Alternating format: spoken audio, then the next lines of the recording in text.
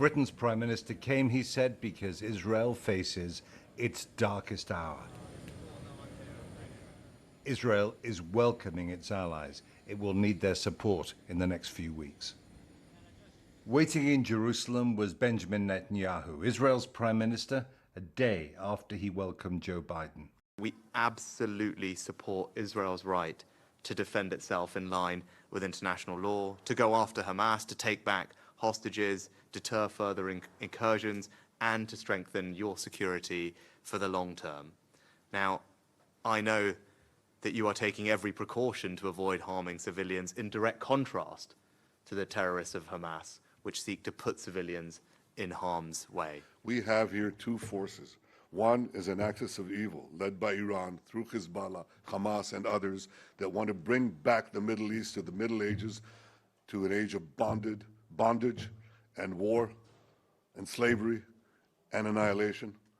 And the other force is the forces of progress and humanity that want to push the Middle East into a world of peace and prosperity. In southern Gaza, United Nations workers were among the wounded as Israel strikes continued. More than 1 million Palestinians have fled to the south on Israel's instructions. Gaza's civilians, sealed off from the world by Israel's siege, face catastrophe. Aid has been waiting for days on the Egyptian side of the border. Joe Biden persuaded the Israelis to allow 20 lorries to cross into Gaza tomorrow. In Jerusalem, Philippe Lazzarini, head of the UN's agency for Palestinian refugees called UNRWA, told me they need much more. A few days ago, you had some very strong comments after civilians sheltering in one of the UNRWA schools were killed. Is there a safe place for anyone in Gaza? There is no safe place in Gaza today.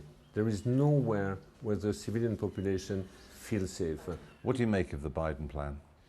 Listen, we are calling for a humanitarian corridor, but the humanitarian corridor needs to be uninterrupted, needs to be predictable. We will need at least 100 trucks a day. If we cannot bring fuel and we have to bring the water in bottle, we will need much, much more. Are the Israelis respecting international humanitarian law? We are now in a situation where there is a total siege being imposed in the Gaza Strait. We are in a situation where more than 1 million people have been asked to be displaced. This amounts to collective punishment, and collective punishment is a violation of international humanitarian law. Do you have any sympathy with the Israeli perspective that Hamas use people, they say, as human shields? Israel has gone through a traumatic event. I condemn this horrific and barbaric massacre.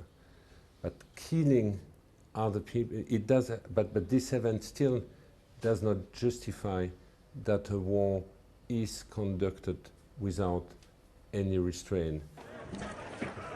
The war, he said, has left the Middle East on the edge of an abyss. The United Nations has called for a humanitarian ceasefire.